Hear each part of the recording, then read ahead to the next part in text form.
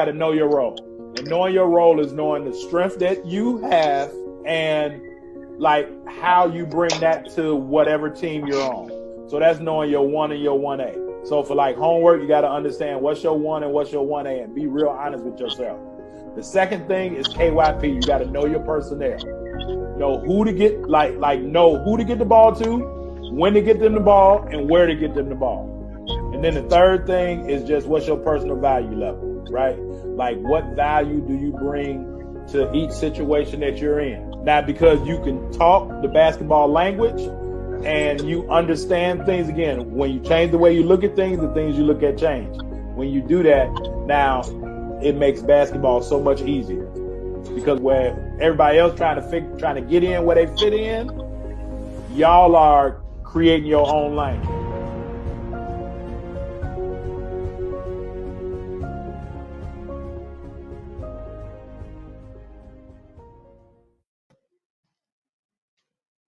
What's going on? What's going on? How y'all doing? This is Coach Carvel Bailey. Welcome to another episode of Lunch and Learn. And so today, what I want to talk about is I want to just talk about three quick things, right? Three key things that all parents should really learn when it comes down to recruitment. Recruitment, getting a scholarship, everybody wants that. Everybody wants to get that exposure. They want to get those eyes on them. But what happens, right? What happens when the coach comes? What happens when they're in front of that individual that's either evaluating them, right, that's scouting them, or that's recruiting them? Again, those are three different things. If you've been here in front of me for a while, you understand that there's a difference in those three: evaluation, scouting, and recruiting. But when they get in front of those particular individuals, what are they doing? What's going to keep that eye on them? What's going to keep someone interested in them? And again, I know, you probably feel like, or you've been told that your kid has to score a lot of points to be able to get recruited, right?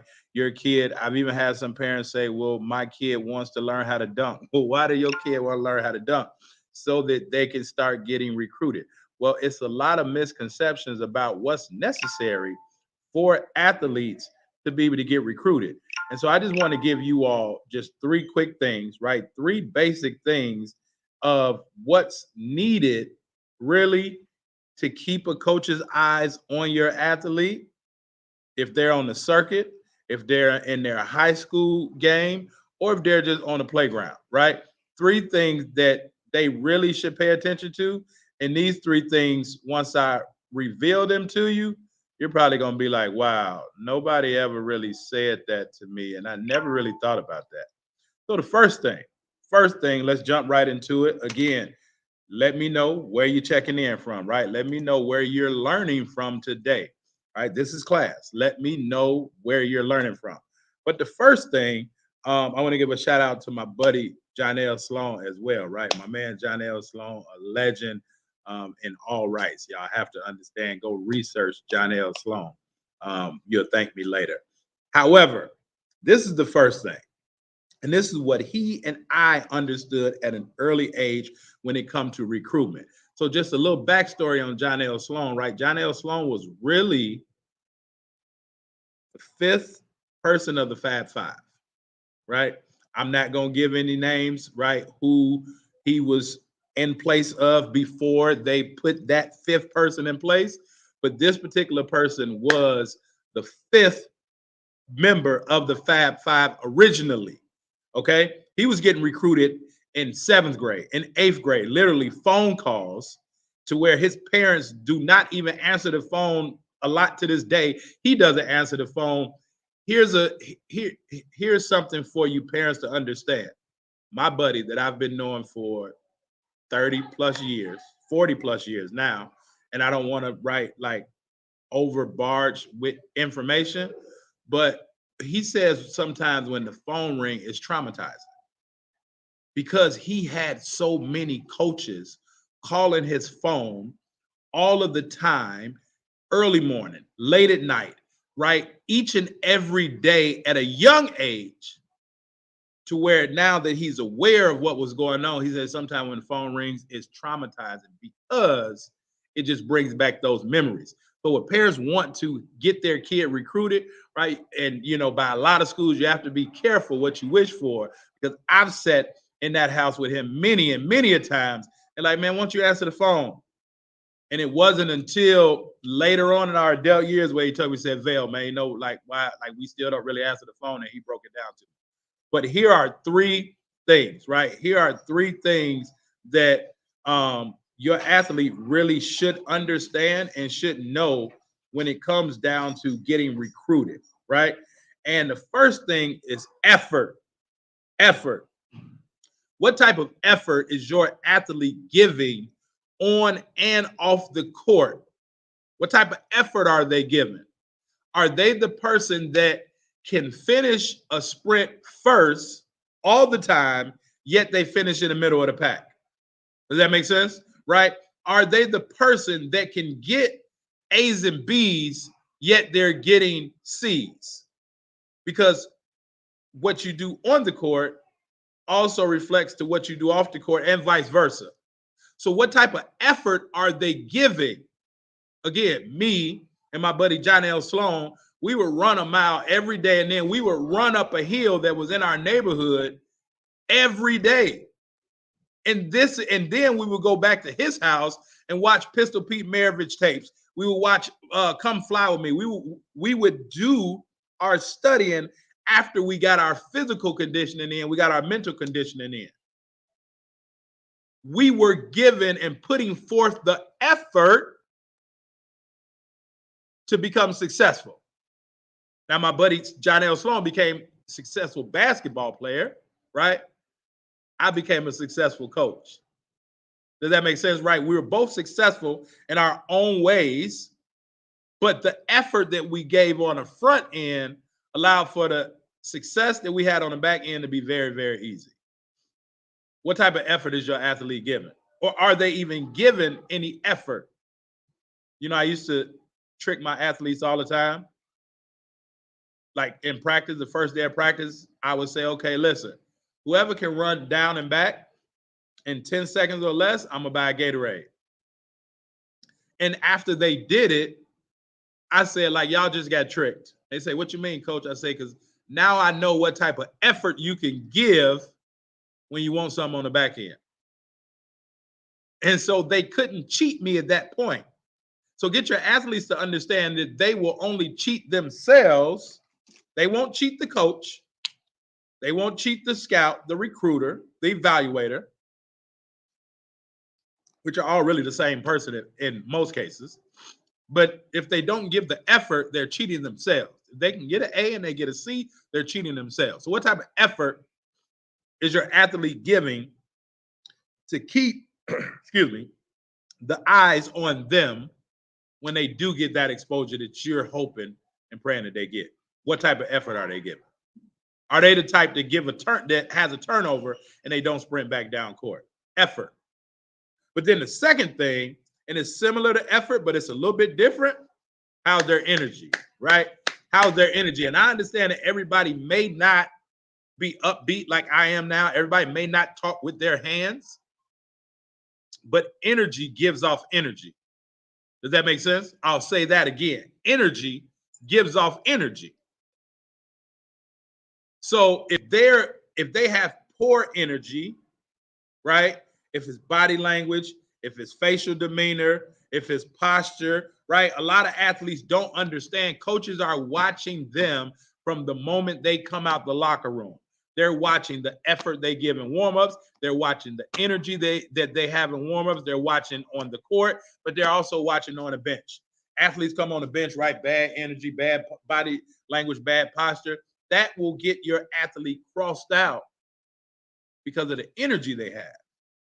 Now, again, everybody may not be like rah, like Russell Westbrook, whatever, or LeBron James, pumping it down, pumping it up, whichever way you may want to pump it.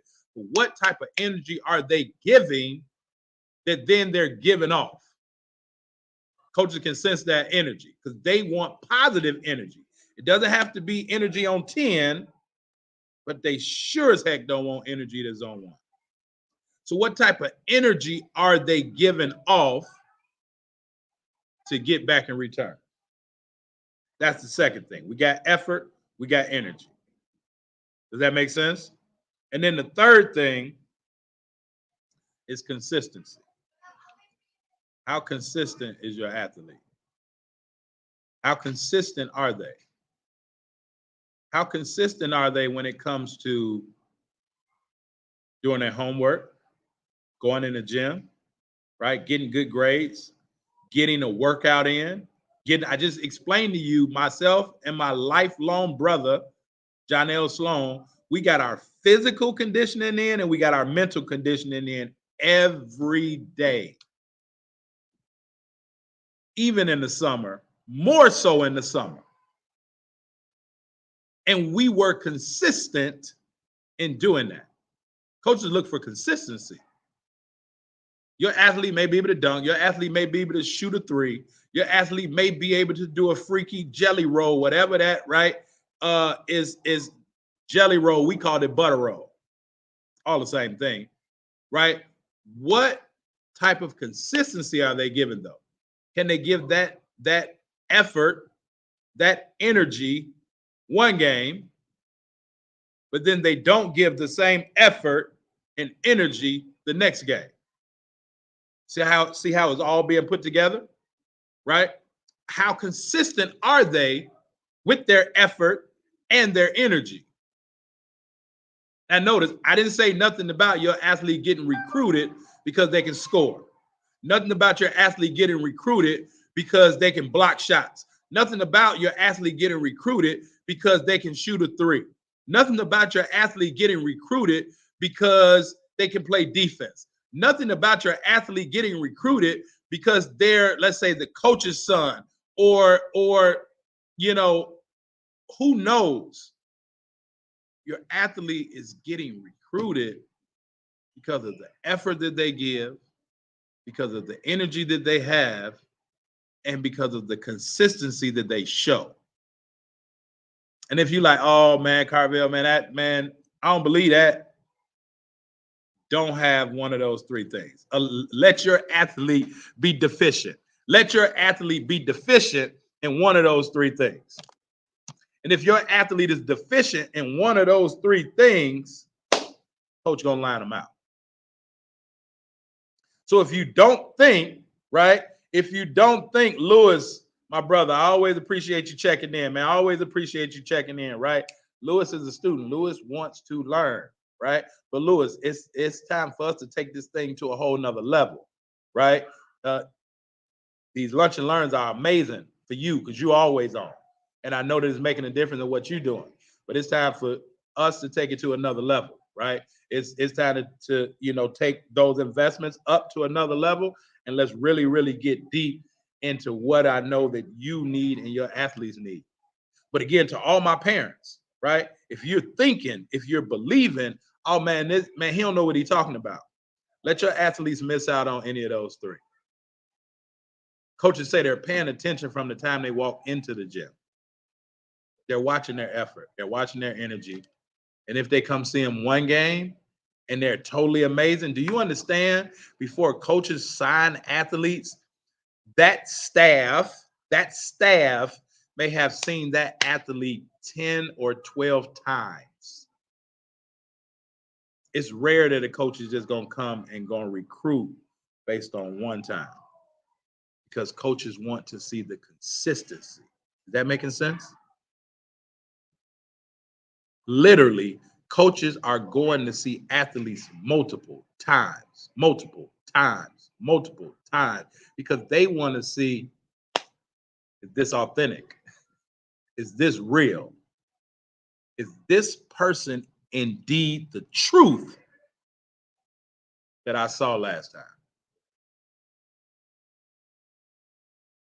Those three are going to be the difference makers in your athlete getting recruited.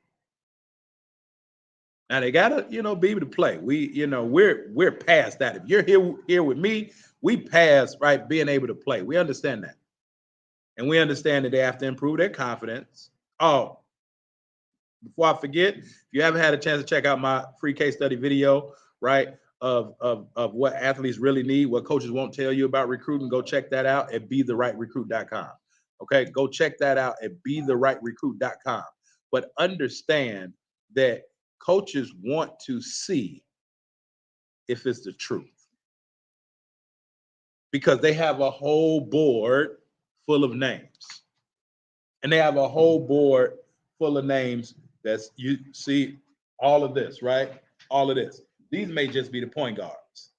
And then they have the shooting guards. And then they have the small forwards. And then they have the power forwards. And then they have the centers. So it's not just guard forward. It's not just guard forward. They're literally breaking down those positions. So does your athlete know, based on their effort, their energy, and their consistency, where they're best at? On the next level is not just always guard forward, guard wing, or everybody bring the ball up. So really, really, really start to apply these things that you're learning here. And if you want to learn more and take it a little bit deeper, definitely reach out to us. All right. Our Hoops Mastery Fall Intensive is about to start, right? It's starting next week. I've given warnings. I've given examples, right? I have given the link multiple times. We're working with athletes and students in one cohort fall intensive. Go check that out at bit.ly/B2BSD fall, right? bit.ly/B2BSD fall. Now, that's on you. You can take it or not. But I want you to understand those three things that I just placed before you. You get one chance, right? Play like somebody is always watching you, right? And actually, what they don't understand, Lewis, they get one chance, or they get one opportunity, but they get multiple chances. They get one opportunity. If you take advantage of the opportunity, they'll get some more chances. Meaning the opportunity to coach, you have the opportunity to have eyes on you, which is what Lewis is talking about. And now that chance, I may send my assistant coach one game. I might send a different assistant coach another game, just so it can be a different set of eyes. So let's see if they see the same thing, that consistency, right? And then we may send another athlete, another coach. Sometimes coaches send their athletes to go watch.